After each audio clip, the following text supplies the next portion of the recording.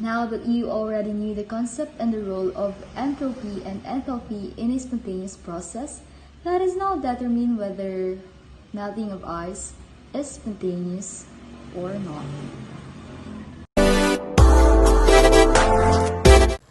A spontaneous process is one that occurs on its own, without energy input from the outside. In thermodynamics, a spontaneous process is the time evolution of a system in which releases free energy and it moves to a lower, more thermodynamically stable energy state, closer to thermodynamic equilibrium. Spontaneous processes are reactions which proceed without requiring an input of energy because the products are at a lower, more stable energy state than the reactants. Spontaneous processes often require activation energy, but do not require a prolonged input of energy. Have you ever wondered why ice melt or why cream spreads in a coffee? It is because of entropy. So what is entropy? Entropy means measure of molecular randomness or disorder. It is often called as measurement of disorder. For example, which is more disordered? A cup of crushed ice or a glass of water?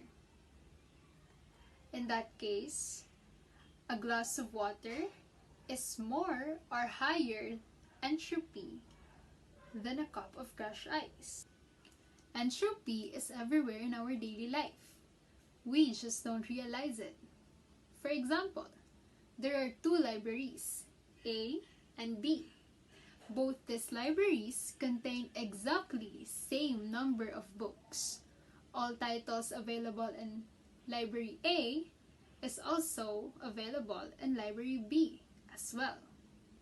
Imagine that Library A is well stocked and Library B is just a huge pile of books and all the books are just dumped.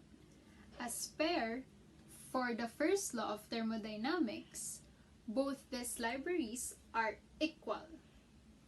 But anyone who wants to take a book and do some reading will prefer Library A only, which is well stocked and ordered.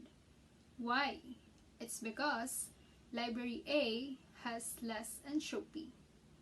As I've said, Library A has less entropy and more order, while Library B has higher entropy and less order. We need to spend energy to bring it to the order. So basically, entropy is a measure of disorder or randomness. The higher the disorder, the higher the entropy. There are equations for some standard engineering and chemical processes to calculate an entropy. Remember, if entropy is associated with a process that is very high, the process tends to have a low efficiency. Thermodynamics is the study between heat or energy and work.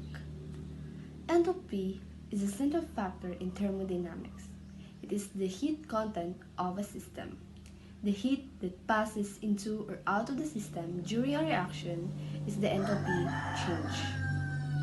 Whether the enthalpy of the system increases or decreases is a crucial factor that determines whether a reaction can happen.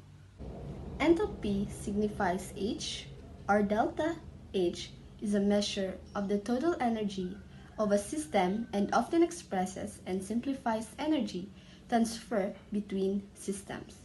Since the total enthalpy of a system cannot be measured directly, we most often refer to the change in enthalpy for a particular chemical reaction.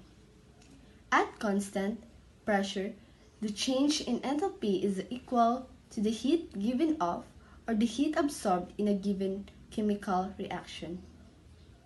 Melting an ice is a spontaneous process because, as we all know, ice is a transparent crystalline solid, and once it melts, it goes from solid to liquid, causing the degree of disorder or the entropy to increase.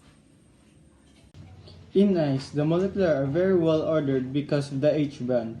As ice melts, the intermolecular forces are broken, but the order is interrupted, so entropy increases.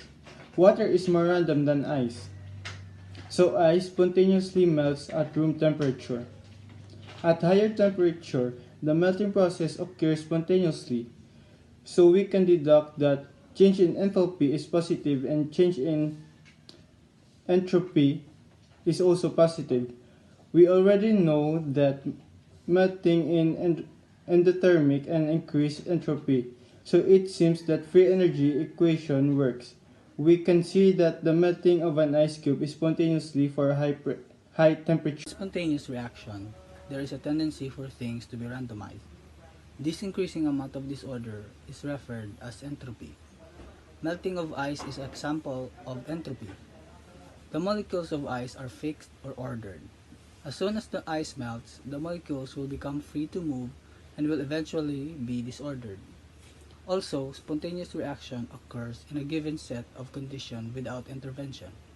So, when the ice melts, the heat absorbed by the ice from the surrounding is due to set of conditions, not due to your intervention. Therefore, we can say that melting of ice is a spontaneous process.